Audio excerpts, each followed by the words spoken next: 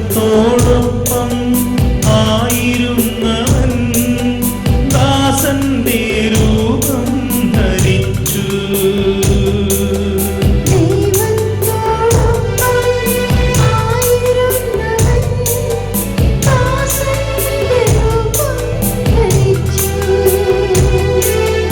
നമ്മോടൊപ്പം ആയിരിക്കുവാൻ അപ്പമായി ഭൂമിയിൽ ഇറങ്ങി വന്നു.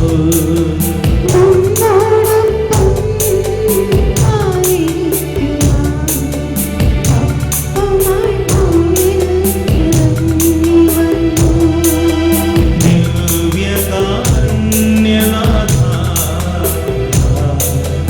നിൻ ദിവ്യപ്രകാശം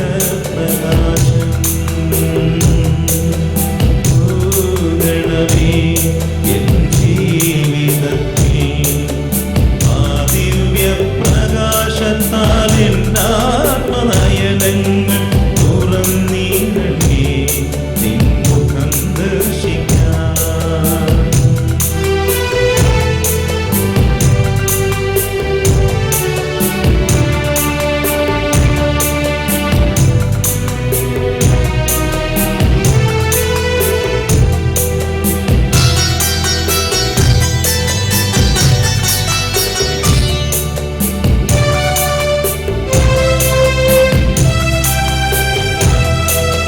കുർബാനയായി തൻ ജീവൻ ചൊരിഞ്ഞു. കുർബാനയിൽ നാം ഒന്നായി ചേരാൻ.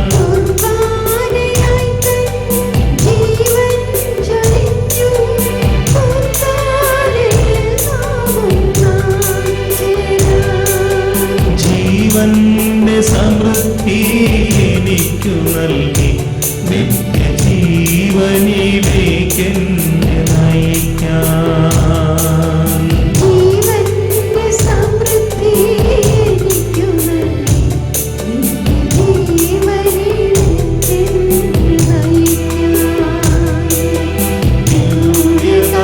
ദിവ്യകാരുണ്യനാഥ നിൻ ദിവ്യപ്രകാശം തൂകണമേ നിൻ ജീവിതത്തിൽ. ആ ദിവ്യപ്രകാശത്താൽ എൻ്റെ ആത്മനയനങ്ങൾ തുറന്നിടണേ നിൻ മുഖം ദർശിക്കാൻ. ദിവ്യകാരുണ്യനാഥ നിൻ ദിവ്യപ്രകാശം.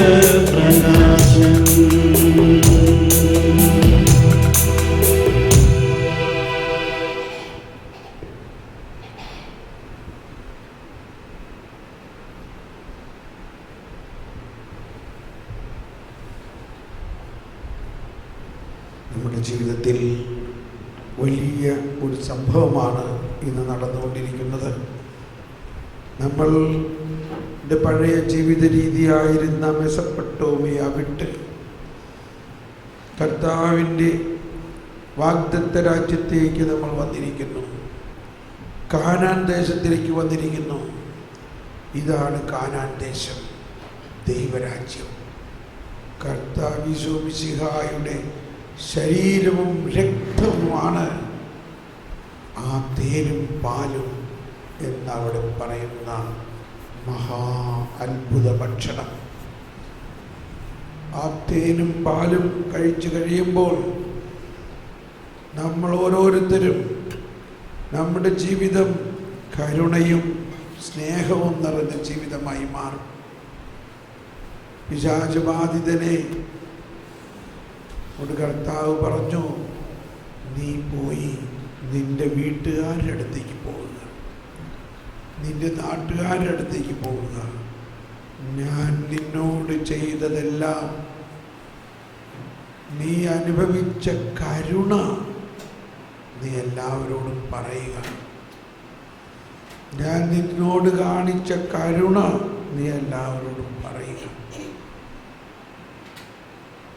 ആ നാട്ടുകാർക്ക് മനസ്സിലാക്കാൻ പറ്റിയില്ല. അവർ യേശുവിനെ ആ നാട്ടിൽ നിന്ന് തന്നെ പുറത്താക്കാൻ ശ്രമിച്ചു. അങ്ങ് ഇവിടം വിട്ട് പോകണം, കാരണം അവരുടെ 2000 പന്നിയാണ് പോയത്. എന്താ ഇതിൻ്റെയൊക്കെ അർത്ഥം? ഇതിൻ്റെ അർത്ഥം ഇതാണ്: 2000 പന്നിയോ 2 ആത്മാവോ, ഏതാ വലുത്? നമ്മുടെ ജീവിതത്തിലെ ഭൗതിക മാനങ്ങളെല്ലാം വിട്ട് ആത്മാവിൻ്റെ രഹസ്യങ്ങളിലേക്ക് നമ്മൾ നീങ്ങണം. പരിശുദ്ധാത്മാവ് നമുക്ക് വേണ്ടി വച്ചിരിക്കുന്ന വലിയ രഹസ്യങ്ങൾ.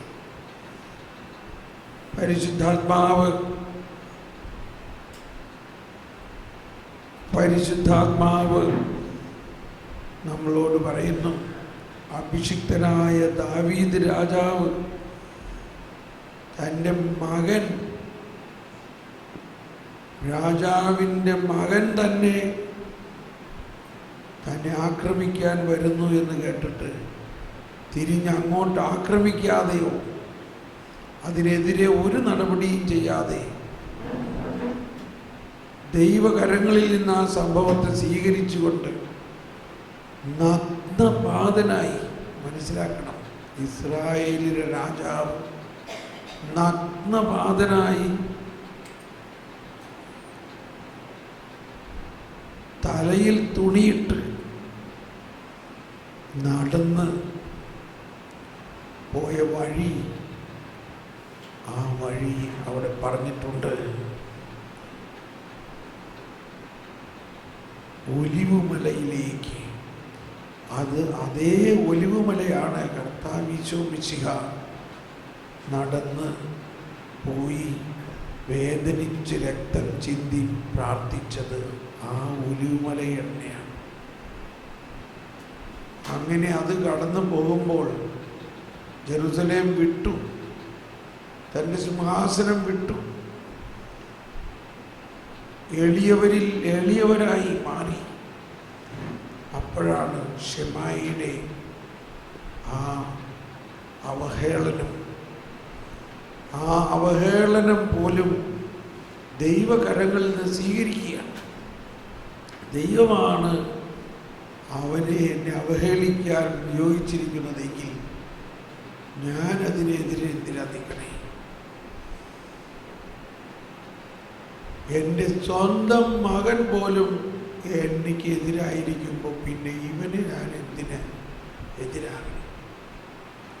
സ്നേഹമുള്ളവരെ, ദൈവം അറിയാതെ നമുക്കൊരു അവഹേളനം ഉണ്ടാവില്ല. ദൈവം നമ്മളെ അവഹേളിക്കാൻ വിട്ടുകൊടുക്കുന്നുണ്ടെങ്കിൽ, ഇസ്രായേലിലെ രാജാവിന് നഗ്നപാതനായി നടക്കാനും അവഹേളിക്കപ്പെടാനും വിട്ടുകൊടുത്തിട്ടുണ്ടെങ്കിൽ, പിതാവായ ദൈവം തൻ്റെ സ്നേഹഭാജനമായ ഏകപുത്രനെ അവഹേളിക്കാനും പിച്ചിച്ചീന്താനും കാലിലും പാണികളിൽ അടിക്കാനും വിട്ടുകൊടുത്തിട്ടുണ്ടെങ്കിൽ,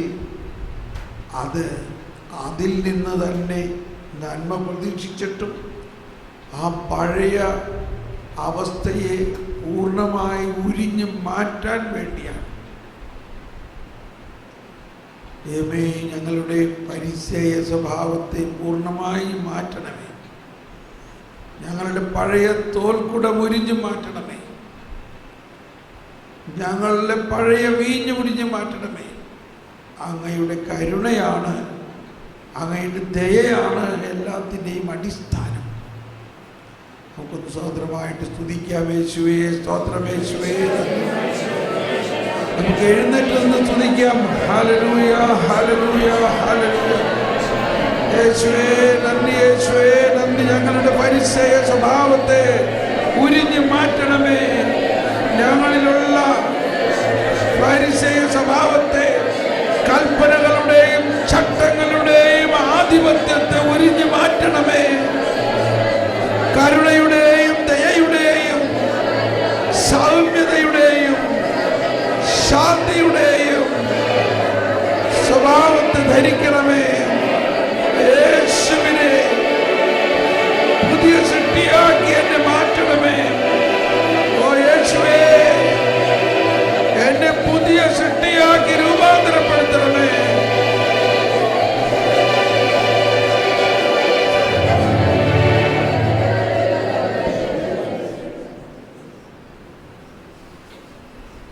നമുക്ക് പ്രാർത്ഥിക്കാം.